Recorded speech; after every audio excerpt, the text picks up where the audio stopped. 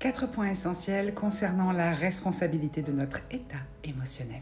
Savais-tu que tu n'es pas responsable de l'état émotionnel des autres? Tu n'es pas en charge de comment ils se sentent, que ce soit des proches, la famille, les amis, les gens avec qui tu travailles. Tu n'es pas en charge, tu n'es pas au contrôle de ce que les autres peuvent ressentir, même te concernant. Point numéro 1. L'idée, c'est de contrôler nos réactions. On n'a pas le contrôle sur les réactions des autres, on a le contrôle sur comment nous recevons les choses, comment nous décidons de les interpréter et de les laisser prendre place en nous. Chacun est maître de ses propres émotions. Point numéro 2. Comprendre que cela libère de la culpabilité inutile. Qu'est-ce que ça veut dire? Tu n'as pas apporté le poids des réactions des autres.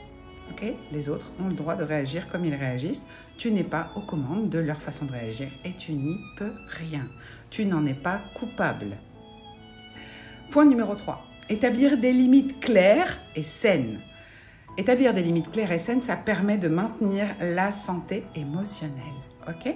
Si tu es une personne hypersensible, ta santé émotionnelle, c'est en gros tout ce qui va manager ta vie. Et c'est le cas pour la plupart des gens, même lorsque nous ne sommes pas hypersensibles.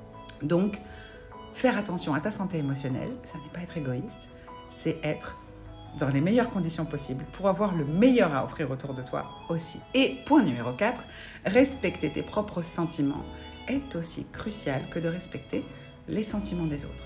Chacun a le droit d'avoir son point de vue sur un thème, sur un sujet, sur une situation, une actualité.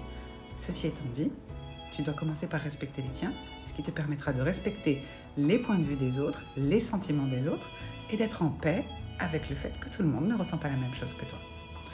Et si tu veux te libérer du fardeau de tes émotions concernant ce que les autres peuvent ressentir à ton propos, tu m'envoies un message privé.